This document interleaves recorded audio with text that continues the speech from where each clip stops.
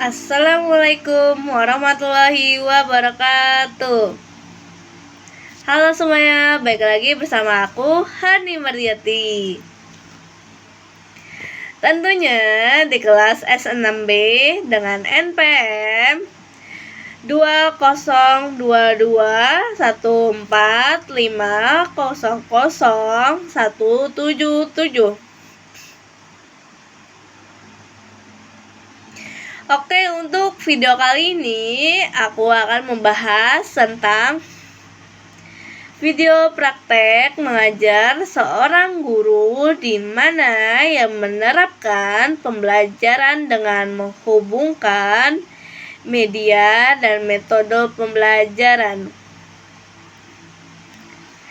Di dalam kelas, apa itu interaksi sosial dalam kehidupan sehari-hari?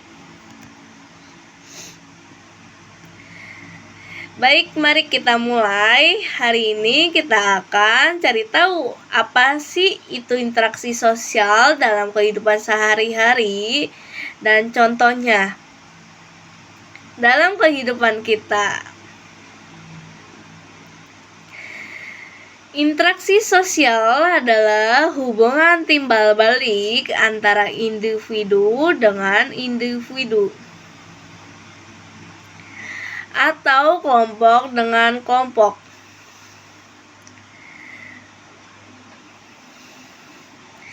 Interaksi sosial menjadi dasar terbentuknya kehidupan bermasyarakat. Tanpa interaksi, tidak akan ada kehidupan sosial.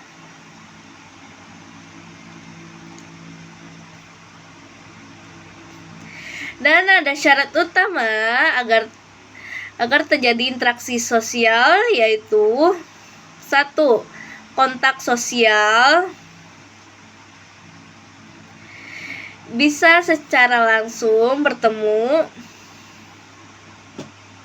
seperti berbicara, atau tidak langsung seperti chattingan. 2. Komunikasi, menyampaikan pesan yang dipahami pihak lain. Apakah kalian pernah mengalami saat ketika temanmu tidak membalas sapaanmu? Atau ketika kalian bekerja sama dalam satu kelompok, tapi ada yang tidak aktif? Nah, hal-hal seperti itu termasuk dalam interaksi sosial. Interaksi sosial adalah dasar dari kehidupan bermasyarakat melalui interaksi. Kita bisa saling memahami, bekerja sama, dan membangun hubungan. Kalian tentu sering bertemu teman, ngobrol dengan keluarga, atau kerja kelompok. Itu adalah bagian dari interaksi sosial. Selanjutnya, sesi pemecahan masalah. Sekarang mari kita terapkan metode problem based learning. Aku punya sebuah studi kasus. Di sebuah kelas terdapat 2 kelompok siswa. Salah satu kelompok merasa tidak dihargai karena pendapat mereka diabaikan dalam diskusi. Akibatnya, mereka memilih diam dan tidak mau berpartisipasi. Apakah bentuk interaksi sosial terjadi dalam kasus tersebut? Jawabannya, bentuk interaksi sosial yang terjadi adalah interaksi disosiatif, khususnya berupa konflik tersembunyi,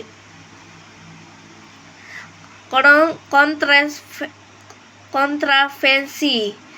Kelompok yang diabaikan merasa tersinggung dan tidak dihargai, sehingga timbul sikap pasif agresif dengan memilih diam. Meskipun tidak terjadi pertengkaran terbuka, ketegangan sosial sudah muncul.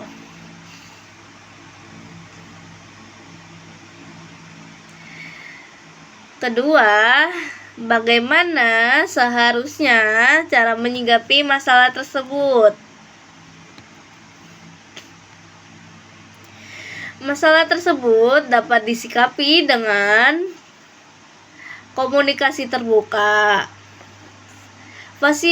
Fasilitator atau guru dapat membuka ruang diskusi untuk menyampaikan pendapat dengan adil, empati, dan saling mendengarkan.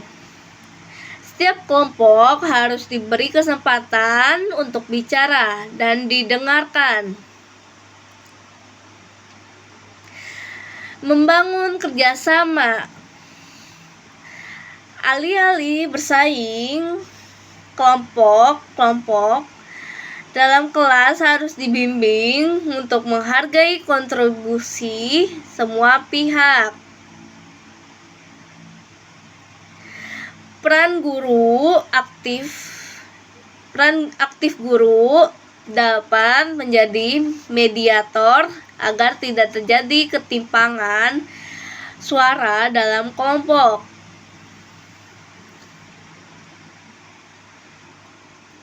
Ketiga, apa dampak jika interaksi sosial tidak berjalan dengan baik? Jawabannya, jika interaksi sosial tidak berjalan baik, maka akan muncul beberapa dampak negatif, antara lain kurangnya partisipasi siswa dalam proses pembelajaran, munculnya konflik atau ketegangan antara kelompok yang bisa mengganggu suasana kelas,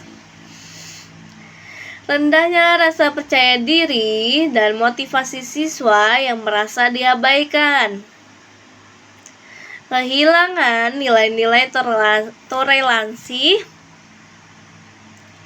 dan kerjasama yang justru penting dalam pendidikan sosial. Selanjutnya, inti pembelajaran dari video tadi kita bisa melihat bahwa interaksi sosial terjadi ketika dua orang atau lebih saling mempengaruhi salah satu sama lain, terdiri dari ciri-ciri interaksi sosial.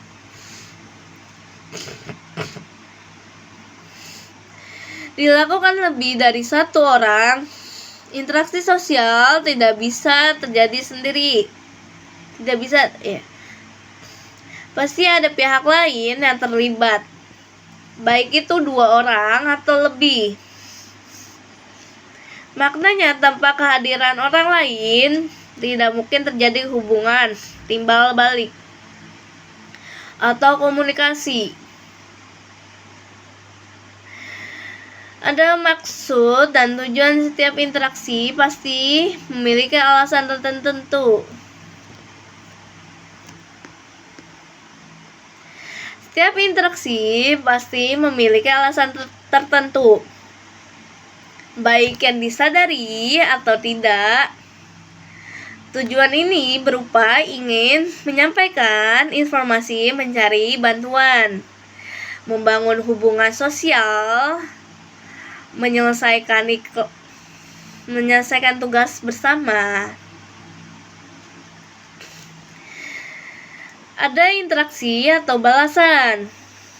Interaksi yang baik selalu menghasilkan respon dari pihak lain berupa kata-kata, tindakan, atau ekspresi. Jika tidak ada balasan, maka komunikasi tidak lengkap dan interaksi tidak berlangsung sempurna. Terjadi dalam waktu tertentu, interaksi sosial berlangsung pada waktu dan konteks tertentu, bisa singkat seperti salaman atau berlangsung lama seperti kerja kelompok selama seminggu. Untuk pemahaman kalian, saya ingin ajak kalian menemukan sendiri contoh interaksi sosial lingkungan sekitar kalian nanti. Misalnya, 1. Murid membantu guru. Interaksi sosial termasuk positif. Bentuk kontak sosial, komunikasi kontak sosial langsung, murid dan guru berada di tempat yang sama. Komunikasi verbal atau berbicara dan nonverbal disebut gerakan membantu senyuman. Dampaknya bagi lingkungan: menciptakan suasana saling menghargai antara guru dan murid, menumbuhkan rasa empati dan tanggung jawab. Di sekolah membentuk hubungan yang harmonis dalam lingkungan belajar. Contoh kedua, termasuk interaksi sosial negatif. Bentuk kontak sosial, 1. Komunikasi sosial. Langsung pelaku dan korban berada dalam satu ruangan.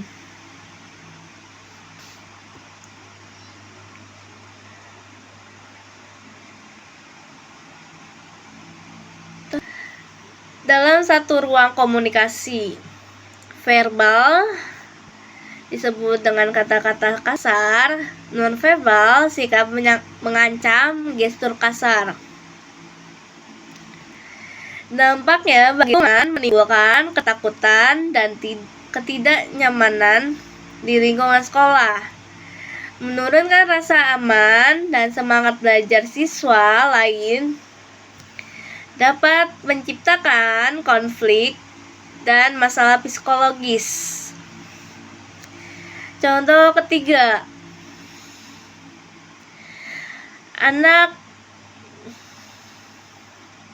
yang gotong royong, termasuk interaksi positif, interaksi sosial positif. Bentuk kontak sosial dan komunikasi. Kontak sosial langsung, interaksi fisik saat bekerja sama, komunikasi verbal atau berdiskusi, memberikan arahan, dan nonverbal kerjasama melalui tindakan.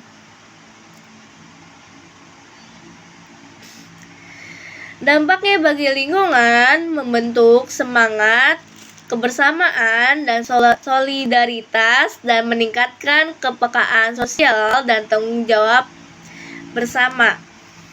Lingkungan menjadi bersih dan tertata karena hasil kerjasama. Selanjutnya penutupan. Baik anak-anak, kita sudah sampai di akhir pembelajaran hari ini. Dari pembelajaran hari ini tentang interaksi sosial, kesimpulannya adalah: 1. Tanpa interaksi manusia tidak bisa membangun hubungan, bekerja sama, atau hidup dalam kelompok. 2. Interaksi sosial terjadi karena adanya hubungan timbal balik antara individu atau kelompok yang dilakukan melalui kontak sosial dan komunikasi. 3. Interaksi sosial dapat bersifat positif atau negatif, tergantung pada cara berinteraksi dan tujuannya. Interaksi positif menumbuhkan bekerjasama, toleransi, dan kebersamaan. Interaksi negatif bisa menimbulkan konflik, pertentangan, dan perpecahan. 4. Pemahaman terhadap interaksi sosial penting agar kita mampu berperilaku sosial yang baik, membangun hubungan yang sehat, dan menjadi bagian dari masyarakat yang harmonis. Sekian, terima kasih